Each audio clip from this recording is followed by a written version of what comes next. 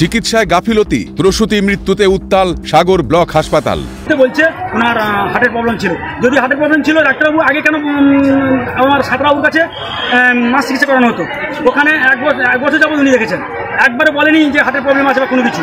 উনি একবার রাত্রে ডাক্তারবাবুকে ফোন করেছে, একবার উনি আসেননি। যে রুগীর 10 মিনিট আগে যখন 7:30টার সময় উনি রাউন্ডিংয়ে এসছেন, এসে বলে আমি আগে রাউন্ডিং কমপ্লিট করি তারপরে রুগী দেখবো। একটা সিরিয়াস রুগী দেখবে না রাউন্ডিং কমপ্লিট করবেন? এই করতে করতে রুগীটা যখন কেটে গেল, তৎমুহূর্তে উনি কি করলেন যে মোটামুটি আমাদের এটা করার কিছু নেই, আমাদের ভুলেই হয়ে গেছে।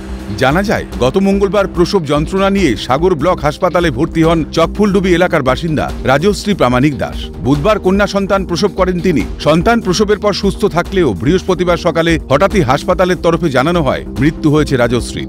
আজকের দিনে আজকে যে ডেলিভারিটা হয়েছে, কালকে ডেলিভারি হওয়ার পর কিন্তু যে ডেলিভারি করেছে সে কিন্তু ছাত্রবাবু নয়, ছাত্রবাবু বাদে কিন্তু অন্য ডাক্তার কিন্তু ডেলিভারি করেছে। ভালো পরিষেবা নেই, ভালো পরিষেবা নেই যখন, তাহলে কেন উনি রুগীটা হাত করে এখানে চিকিৎসাটা করান? এই কারণের জন্য যে এই হসপিটালে গরু ছাগলেরও চিকিৎসা হয় না। সব শুনে তদন্তের আশ্বাস প্রশাসনের। আমরা অভিযোগ পেয়েছি, একটা এনকোয়ারি কমিটি ফরমেশন করা হচ্ছে ডায়মন্ড হারবার মেডিকেল কলেজ থেকে। সিনিয়র গাইনোকোলজিস্ট, সিনিয়র অ্যানেস্থেটিস্ট এবং সিনিয়র ফিজিশিয়ান, এর সাথে আমাদের একজন অফিসার ডিস্ট্রিক্ট লেভেল থেকে, তারা কালকে গিয়ে এনকোয়ারি করবেন আর কি। এনকোয়ারি রিপোর্ট আমরা স্বাস্থ্য ভবনে পাঠাবো যথাযথ ব্যবস্থা নেওয়ার জন্য।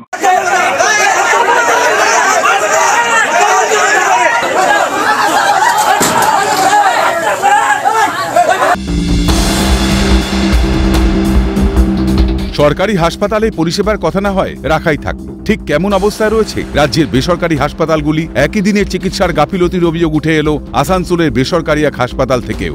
আসানসোলের বেসরকারি নার্সিংহোম, আসানসোলের ভগৎ সিং মোড়ের কাছে এই যে নার্সিংহোম আমরা দেখাচ্ছি, পুলিশে 6 লাখ সম্পূর্ণ গেট কিন্তু এই বেসরকারি নার্সিংহোমের পুলিশ ঘিরে রেখেছে। এবং যেটা খবর যে চিকিৎসার গাফিলতিতে রোগী মৃত্যুর ঘটনা ঘটেছে। পরিবারের অভিযোগ, সামান্য সর্দি কাশি সঙ্গে করে হাসপাতালে ভর্তি করা হয় দিলীপ পাসি নামে এক রোগীকে। পরিবারকে না জানিয়ে প্রথমে আইসিইউ ও পরবর্তীতে ভেন্টিলেশনে রাখা হয় দিলীপ বাবুকে। ঠিক তার পরের দিনই মেলে তার মৃত্যুর খবর। এখন প্রশ্ন, কিভাবে পায়ে হেঁটে ভর্তি হওয়া রোগীর মৃত্যু হয়ে গেল রাতারাতি? চিকিৎসার গাফিলতি মানে প্ল্যানিং হসপিটালের প্ল্যানিং। খালি পেশেন্ট রাখো, বিল বানাও, বাড়ির লোককে শূন্য করে আর পেশেন্টটাকে লাশ বানিয়ে দিয়ে দাও। এখানকার যে ম্যানেজমেন্ট আছে তার জেল, ফাঁসি। যে ডাক্তারে আমাদেরকে খালি বললো ভগবানের ভরসায় থাকো, ভগবানের ভরসায় থাকো, ওর লাইসেন্সটা ক্যান্সেল। এক ডাক্তারের নামে অ্যাডমিট হয়ে এক ডাক্তারকে দিয়ে ট্রিটমেন্ট করানো হয়েছে।